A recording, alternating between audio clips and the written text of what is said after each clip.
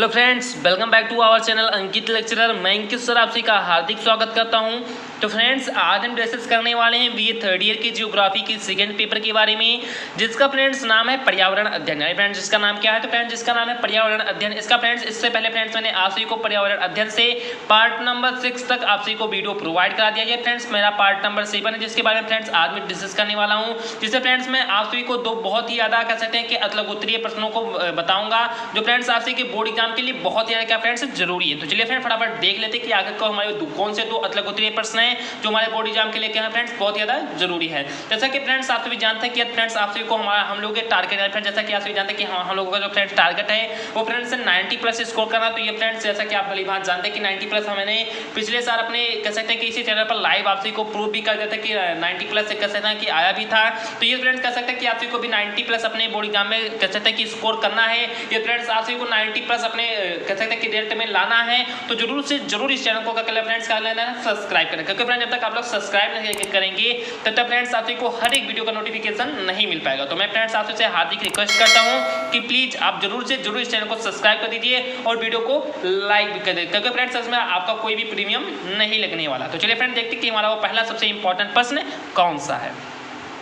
तो इसमें फ्रेंड्स जो हमारा सबसे पहला इंपॉर्टेंट प्रश्न है वो फ्रेंड्स है भौतिक पर्यावरण। यानी फ्रेंड्स हमारा पहला प्रश्न कौन सा है? तो फ्रेंड्स हमारा पहला प्रश्न है भौतिक पर्यावरण। तो फ्रेंड्स आज हम सीखेंगे कि भौतिक पर्यावरण आखिरकार क्या है। तो मैंने फ्रेंड्स इसके बारे में कोटेशंस के रूप में लिखा है यहाँ पर कि भौतिक पर्यावरण से अभिप्राय भौतिक कारकों से है। यानी फ्रेंड्स क्या कि भौतिक पर्यावरण से अभिप्राय भौतिक कारक, यानी फ्रेंड्स जितने भी हमारे आसपास के भौतिक कारक हैं वही फ्रेंड्स क्या है? तो वही फ्रेंड्स हमारे भौतिक पर्यावरण है। यानी कह सकते हैं कि भौतिक पर्यावरण से जो अभिप्राय यानी फ्रेंड्स भौतिक पर्यावरण का जो फ्रेंड्स तात्पर्य है वो फ्रेंड्स हमारे भौतिक कारकों से। किससे फ्रेंड्स है? तो भौतिक कारकों से। जैसे फ्रेंड्स अभी मैं आप सबको बताऊंगा कि भौतिक कारक आखिर कौन से हैं।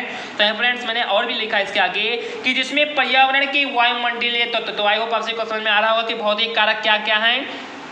तो जिसमें फ्रेंड्स पर्यावरण की वायुमंडलीय तत्व यानी फ्रेंड्स वायुमंडल में सभी पाए जाने वाले तत्व, सौर ऊर्जा, प्रकाश, तापमान आदि, यानी फ्रेंड्स ये अवस्थल जात पर, यानी फ्रेंड्स क्या कि अवस्थल जात के अंतर्गत अवस्थल जात जो तत्व है जैसे धरातलीय स्वरूप, मृदा, शैल, खनिज आदि, यानी कह सकते हैं फ्रेंड्स की कह सकते हैं कि जो हमारा भौतिक पर्यावरण से अपराध कह सकते हैं कि भौतिक कारकों से है। तो यहाँ पर फ्रेंड्स मैंने लिखा है कि जिसमें फ्रेंड्स हमारे भौतिक कह सकते हैं कि कारक में वायुमंडल, जलमंडल, स्थलमंडल, जैवमंडल, यही से फ्रेंड्स हमारे भौतिक कह सकते हैं कि भौतिक कारकों में क्या है फ्रेंड्स कारक हैं। तो आई होप आप सभी को समझ में आ रहा है कि फ्रेंड्स हम वायुमंडल के बारे में यानी फ्रेंड्स क्या कह सकते हैं कि जिसमें हम भौतिक कारकों के अंतर्गत जिसमें फ्रेंड्स हम पर्यावरण के बारे में यानी कह सकते हैं कि पर्यावरण के वायुमंडल के तत्वों के बारे में चर्चा करें। तो जैसे फ्रेंड्स हमारा सौर ऊर्जा कह सकते हैं क्या फ्रेंड्स? तो सौर ऊर्जा, प्रकाश, तापमान, ये फ्रेंड्स क्या? तो ये फ्रेंड्स हमारे वायुमंडल के अंतर्गत। उसके बारे में फ्रेंड्स हम बात करें स्थल के बारे में। किसके बारे में फ्रेंड्स? तो स्थल जात तत्वों के बारे में बात करें तो जिसमें फ्रेंड्स हमारे आ जाता है धरातलीय स्वरूप,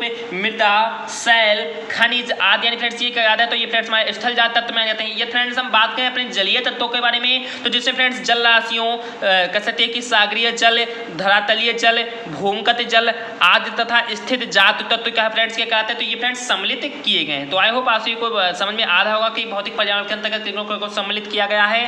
तो यहाँ पर फ्रेंड्स आई होप आप सभी को बहुत ही आसान तरीके से मैंने यहाँ पर लिखा भी है कि भौतिक कारक कह सकते हैं कि भौतिक पर्यावरण से अपराध फ्रेंड्स से है तो भौतिक कारकों से है। जैसे फ्रेंड्स मैं बार-बार इसलिए हर एक वर्ड को रिपीट बार-बार इसलिए कर रहा हूं क्योंकि फ्रेंड्स आप सबको बहुत ही जबरदस्त तरीके से इसी वीडियो को देखने के बाद आपको कोई अन्य वीडियो नहीं देखना है। तो इससे फ्रेंड्स मैं बार-बार रिपीट कर दिया हूं तो इससे फ्रेंड्स आप लोगों को कोई प्रॉब्लम नहीं होनी चाहिए आई होप।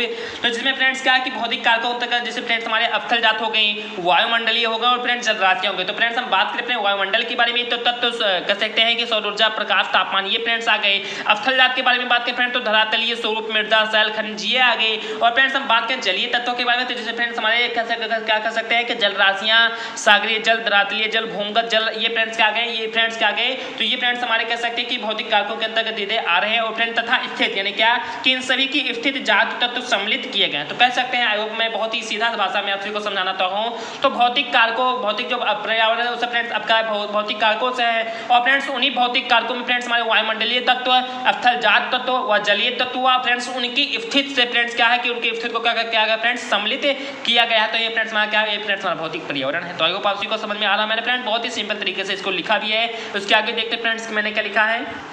अब जो फ्रेंड्स ये कारक हैं फ्रेंड्स, जैसा कि आपसे जाना है कि वायुमंडलीय तत्व, अफसलजात तत्व फ्रेंड्स, जो जलीय तत्व, यानी फ्रेंड्स ये कह सकते हैं कि कारक के रूप में यहाँ फ्रेंड्स है। और हम फ्रेंड्स बात करें एक सेकंड कारक है जो नवीन उदाहरण आए हैं, इनके आधार पर कहा गया है कि इन कारकों को 3 भागों प्राकृतिक, यानी फ्रेंड्स क्या कि इन कारकों को 3 भागों में बांटा गया है, जिसमें फ्रेंड्स हमारा सबसे पहला है प्राकृतिक वातावरण के तत्व, दूसरा है फ्रेंड्स प्राकृतिक वातावरण की प्रक्रियाएं, तथा तीसरा है फ्रेंड्स प्राकृतिक वातावरण की शक्तियों में विभाजित किया गया है। यानी फ्रेंड्स कह सकते हैं कि इन कारकों के फ्रेंड्स हम 3 भागों में विभाजित करें, तो इसमें फ्रेंड्स हमारा जो सबसे पहला भाग होगा वो फ्रेंड्स होगा प्राकृतिक वातावरण के तत्व, दूसरा फ्रेंड्स है प्राकृतिक वातावरण की प्रक्रियाएं, तीसरा फ्रेंड्स है प्राकृतिक वातावरण की शक्तियों।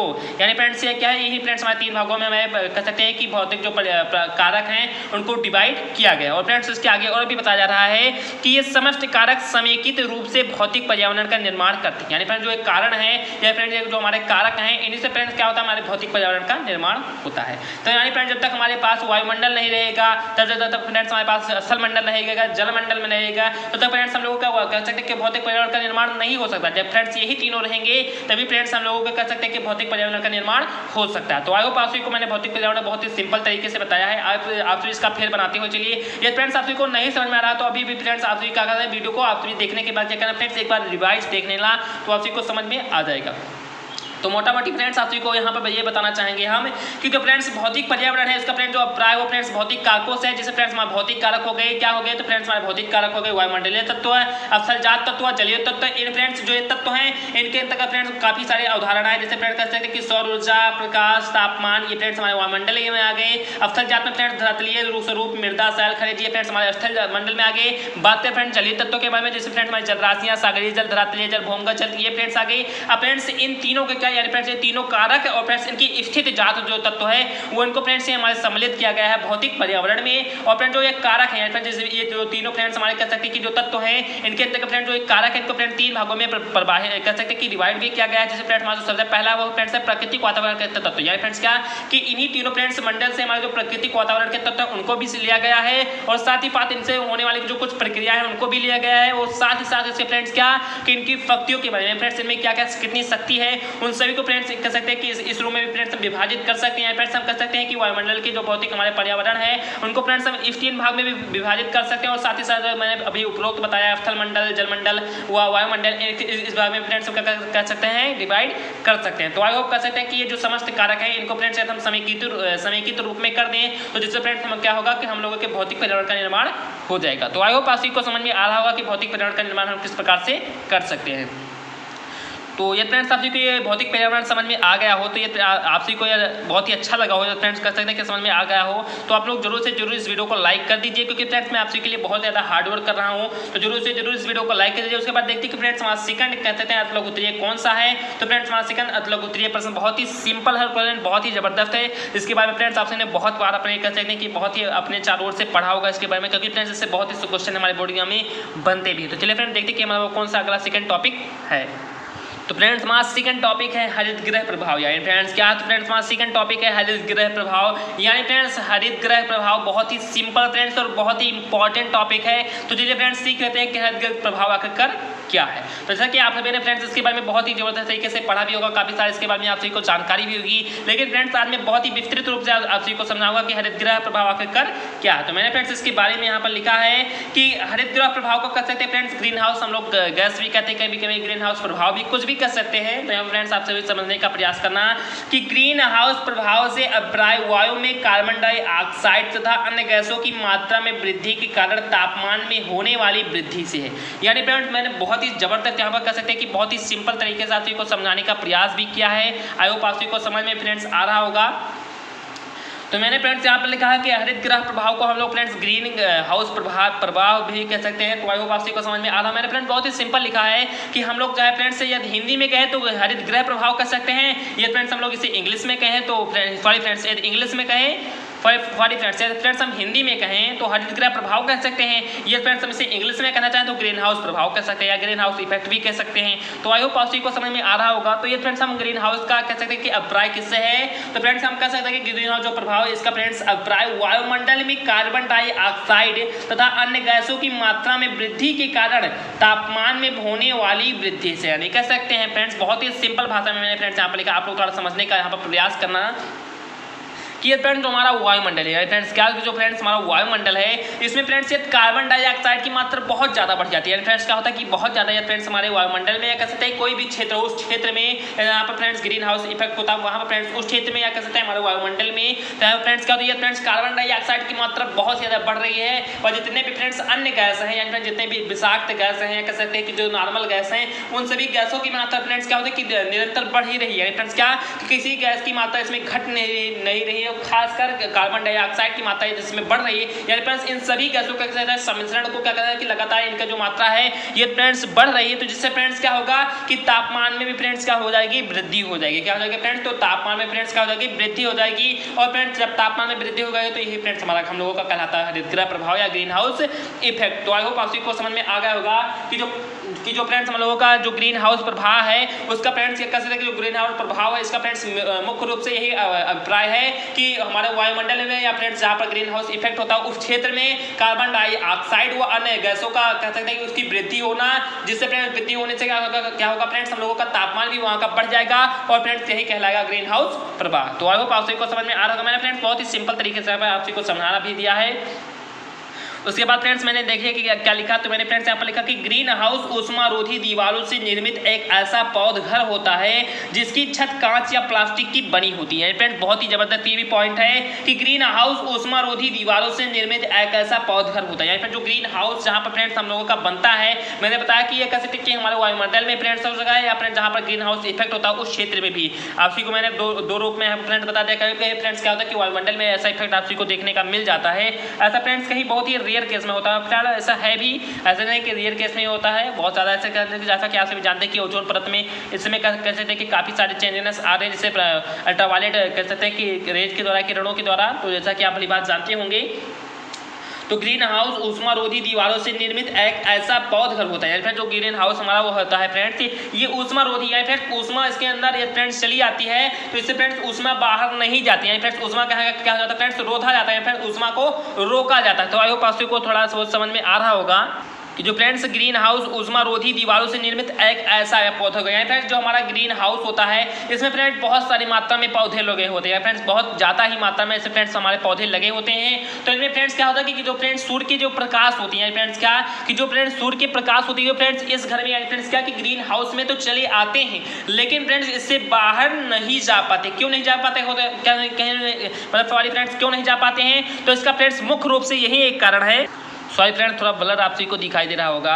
तो इसका फ्रेंड्स कह सकते हैं कि मुख्य रूप से यही कारण है कि जिससे फ्रेंड्स हम लोग का जो ऊष्मा वो बाहर नहीं जा पाता है। जिसका फ्रेंड्स मुख्य कारण है कि इसमें फ्रेंड्स जो छत होते हैं वो कांच के या प्लास्टिक के बनाए जाते हैं। किसके बनाए जाते हैं फ्रेंड्स, तो जिसमें जो छत होते हैं वो फ्रेंड्स कांच के या प्लास्टिक के बनाया जाता है। फ्रेंड्स तो बहुत ही कह सकते हैं कि बहुत ही जबरदस्त पॉलीमर से हमारे बनाए गए कांच या प्लास्टिक होते हैं। फ्रेंड्स इस कारण से जो फ्रेंड्स ग्रीन हाउस गैस होता है उसमें फ्रेंड्स कोई भी कह सकते हैं कि जो ऊर्जा का स्रोत आ गया तो वो फ्रेंड्स बाहर नहीं जा पाएगा। तो आई होप आप को समझ में आ रहा होगा। उसके बाद फ्रेंड्स मैंने यहाँ पर लिखा भी है साथ साथ आप को समझाने के लिए कि सूर्य की लघु तरंगे इसमें प्रविष्ट तो हो जाती है। फ्रेंड्स क्या कि जो सूर्य की किरणें हैं या उसकी जो लघु तरंगे हैं फ्रेंड्स ग्रीन हाउस गैस में तो प्रविष्ट यानी फ्रेंड्स उसमें इंटर तो कर जाती हैं, किंतु क्या होता फ्रेंड्स, किंतु दीर्घ तरंगों के रूप में होने वाला विकिरण इस कांच घर से बाहर नहीं हो पाता। यानी फ्रेंड्स क्या कि फ्रेंड्स इस घर में तो प्रवेश कर जाती हैं, लेकिन फ्रेंड्स जो दीर्घ तरंगों के रूप में होने वाला जो विकिरण है फ्रेंड्स वो इस कांच के घर से बाहर कभी भी नहीं हो पाता। जिससे फ्रेंड्स क्या होता है, जिससे फ्रेंड्स तापमान बढ़ जाता है। यानी फ्रेंड्स क्या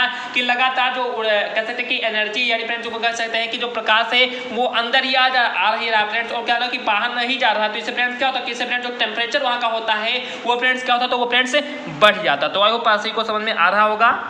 उसके आगे मैंने फ्रेंड्स यहाँ पर आप सभी को समझाने के लिए कुछ और भी लिखा है। देखिए फ्रेंड्स मैंने क्या लिखा, तो मैंने फ्रेंड्स लिखा है कि हमारा वायुमंडल भी ग्रीन हाउस की सामान्य कार्य करते हैं। फ्रेंड्स जो हमारा वायुमंडल, जैसा कि फ्रेंड्स आप सभी को मैंने बताया कि हम लोगों के वायुमंडल में फ्रेंड्स हो जाता है और जहाँ पर फ्रेंड्स ग्रीन हाउस क्षेत्र होता है उस जगह भी फ्रेंड्स हो जाता है। तो कह सकते हैं कि हमारा वायुमंडल भी ग्रीन हाउस गैस के सामान्य क्या करता है फ्रेंड्स, कार्य करता है। वायुमंडल में उपस्थित कार्बन डाइऑक्साइड यानी फ्रेंड्स CO2 किसके फ्रेंड्स द्वारा, तो CO2 के द्वारा तापमान वृद्धि के प्रभाव को क्या करते हैं फ्रेंड्स, कहते हैं ग्रीन हाउस हाउस प्रभाव कहते हैं। क्या कहते हैं फ्रेंड? तो ग्रीन हाउस प्रभाव कहते हैं। तो आई होप आप सभी को समझ में आ गया होगा कि फ्रेंड किसी भी क्षेत्र में फ्रेंड्स किसी भी क्षेत्र में क्या होता है फ्रेंड्स की उस क्षेत्र में या कह सकते हैं कि जो ग्रीन हाउस क्षेत्र है उस क्षेत्र में फ्रेंड्स हमारे वायुमंडल में या फ्रेंड्स कार्बन डाइऑक्साइड की मात्रा या फ्रेंड्स जितने भी अन्य गैसें या उनकी सभी की मात्रा क्या होती है फ्रेंड्स बढ़ जाती है। जिससे फ्रेंड्स क्या होता है तो जिससे फ्रेंड्स मात्रा जब बढ़ेगी तो तापमान भी क्या होगा फ्रेंड्स बढ़ेगा। तो वही फ्रेंड्स हम लोगों का कहलाया तो वही फ्रेंड्स हम लोगों का कहलाया ग्रीन हाउस प्रभाव या क्या क्या कहलाया फ्रेंड? तो ग्रीन हाउस इफेक्ट फ्रेंड्स वही कहलाता। तो आई होप आप सभी को समझ में आ गया होगा कि ग्रीन हाउस प्रभाव क्या है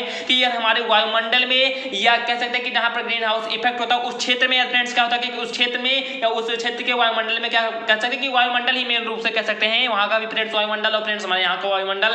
तो ये फ्रेंड्स वायुमंडल में फ्रेंड्स कार्बन डाइऑक्साइड और जितने भी अन्य गैस हैं ये फ्रेंड्स उनकी मात्रा निरंतर बढ़ती ही जा रही है। जिससे फ्रेंड्स क्या होगा कि तापमान बढ़ेगा और फ्रेंड्स यही क्या कहलाएगा तो फ्रेंड्स तो यही कहलाएगा ग्रीन हाउस प्रभाव। और यदि हम फ्रेंड्स ग्रीन हाउस प्रभाव के बारे में इसके अंदर थोड़ा बात करें तो फ्रेंड्स ग्रीन हाउस जो प्रभाव होता है फ्रेंड्स एक ऐसा पौधघर होता है जिसमें फ्रेंड्स कह सकते हैं कि इससे फ्रेंड्स क्या होता है कि जो सूर्य की छोटी लघु तरंगे होती है फ्रेंड्स जो सूर्य की एनर्जी होती है इसे फ्रेंड्स अंदर तो इंटर कर जाती है लेकिन फ्रेंड्स बाहर नहीं निकल पाती जिससे भी फ्रेंड्स क्या होता है तापमान हम लोगों का बढ़ जाता है। तो आई होप आप सभी को समझ में आ गया होगा ग्रीन हाउस प्रभाव आखिरकार क्या है। तो ये फ्रेंड्स आप जी को ये वीडियो थोड़ा बहुत भी समझ में आ गया होगा। फ्रेंड्स आप जी को कह सकते हैं कि 50% भी समझ में आया हो तो मैं फ्रेंड्स आपसे हार्दिक रिक्वेस्ट करता हूं कि प्लीज इस वीडियो को लाइक कर दीजिए। चैनल पर नए हो फ्रेंड्स तो चैनल को सब्सक्राइब तो जरूर से जरूर कर लीजिए क्योंकि फ्रेंड्स जब तक आप लोग वीडियो को चैनल को सब्सक्राइब नहीं करेंगे तब तक फ्रेंड्स आप जी को हर एक वीडियो का नोटिफिकेशन नहीं मिल पाएगा। तो मैं आप फ्रेंड्स आपसे हार्दिक रिक्वेस्ट करता हूँ कि प्लीज चैनल को सब्सक्राइब कर बगल में आए बेल नोटिफिकेशन को भी प्रेस कर दे। साथ ही साथ क्या करना है फ्रेंड्स आप जी को ज्यादा से ज्यादा ये कमेंट करके ये बताना है फ्रेंड्स कि आप जी को ये वीडियो कैसा लगा। वो सबसे ज्यादा इंपॉर्टेंट बात क्या है कि ज्यादा से ज्यादा इस वीडियो को शेयर कर एकदम से तहलका मचा दीजिए। तो चलिए फ्रेंड्स मिलते हैं अपने अगले वीडियो में। जय हिंद जय भारत।